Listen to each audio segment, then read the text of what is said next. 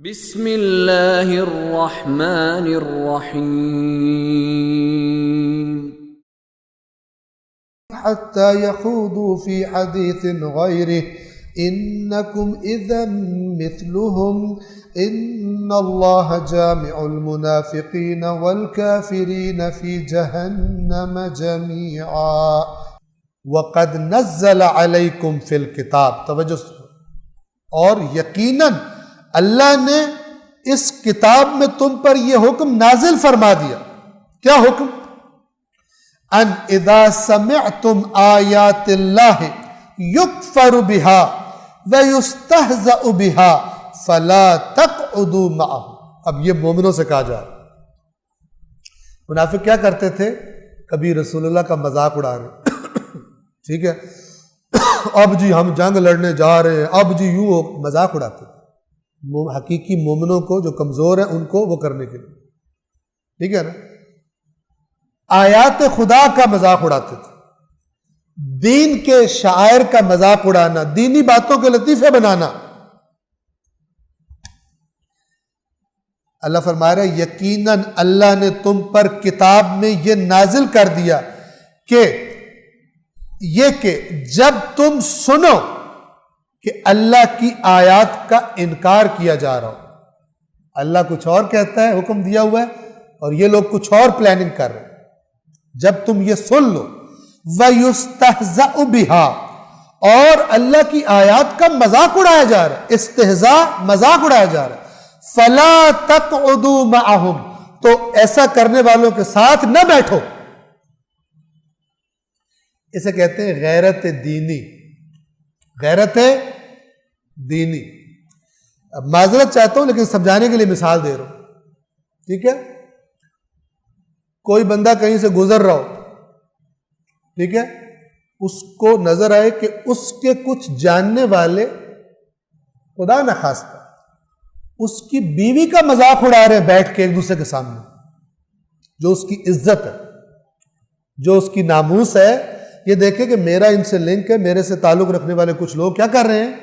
میری بیوی کا مذاق اڑا رہے ہیں، اس پر طنز کر رہے ہیں، میری بیٹی کے بارے میں بری بری باتیں کر رہے ہیں، مذاق اڑا رہے ہیں. اگر اس کے باوجود بھی اس کو ہے کہ ہیں تو میرے دوست ہی نا، کیا بات ہے جو میری بیٹی کے بارے میں گندی باتیں کر رہے ہیں، میرے دوست ہیں. وہاں پہ جا کے بیٹھے گا تو لوگ کیا کہیں گے؟ بڑا بے غیرت انسان، اس کی بیٹی کے بارے میں یہ ایسی متجاوز باتیں کر رہے ہیں. ٹھیک ہے، جو کہ عزت کا مقام ہوتی ہے. بیٹی عزت والی چیز ہے، عزت کرنے والی چیز ہے. بیوی عزت کرنے والی چیز ہے. یہ جی میرا ان سے لنک ہے، کوئی بات نہیں، پھر اڑا لیں، دوست ہے، دوست یار کرتے رہتے ہیں. بیٹی، اسے کیا کہا جائے گا؟ اسے کہا جائے گا کہ اس کے اندر غیرت نہیں، یہ بے غیرت ہے.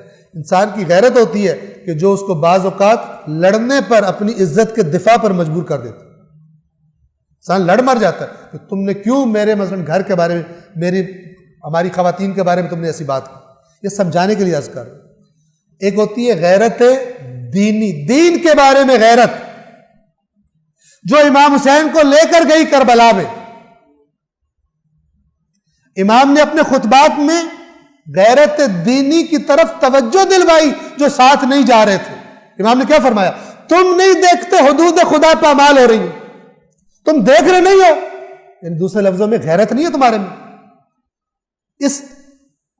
تمہارے باپ نے اگر کوئی وعدہ کیا ہو اور وہ بات اس کے خلاف جا رہی ہو تو تم اٹھ کے کھڑے ہو جاتے ہو، تمہارے باپ کی بے عزتی نہ ہو جائے.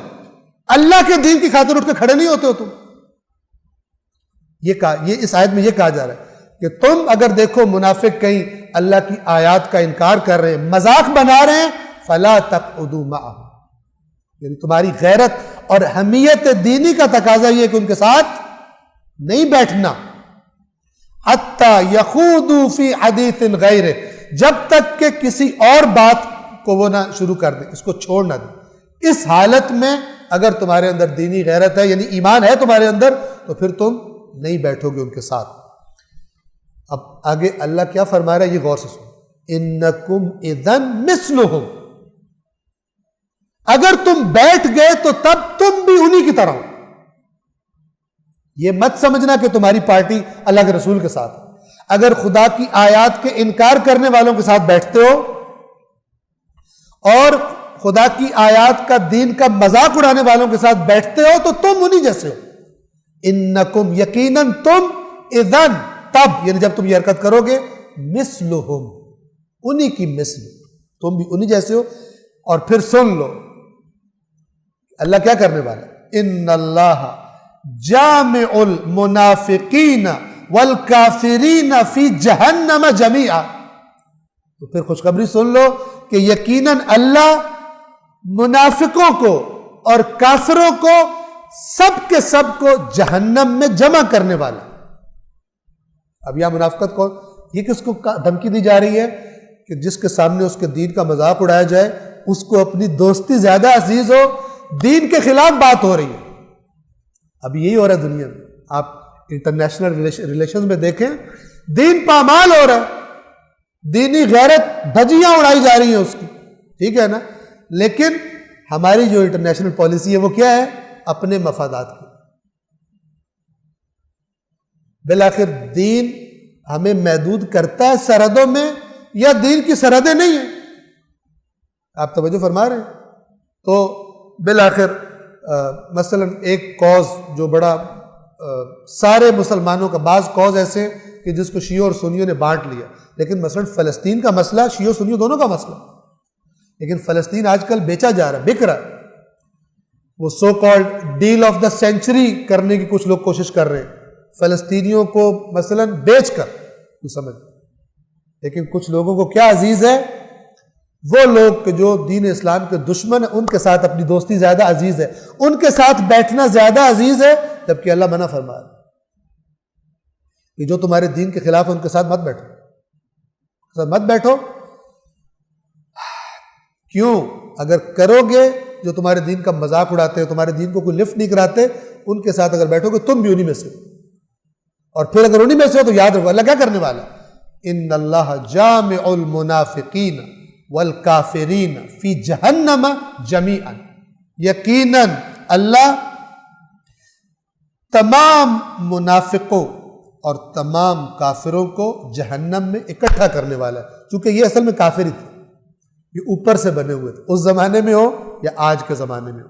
ان کی پالیسی اپنا مفاد تھی. ظاہری طور پہ مسلمان رہنا ان کا مفاد تھا اور باطنی طور پہ جو مفاد تھے مادی مفاد وہ کافروں کے ساتھ تھے. یہ اپنے مفاد کے تھے یہ اللہ کے اطاعت گزار نہیں. اللہ العلی العظیم.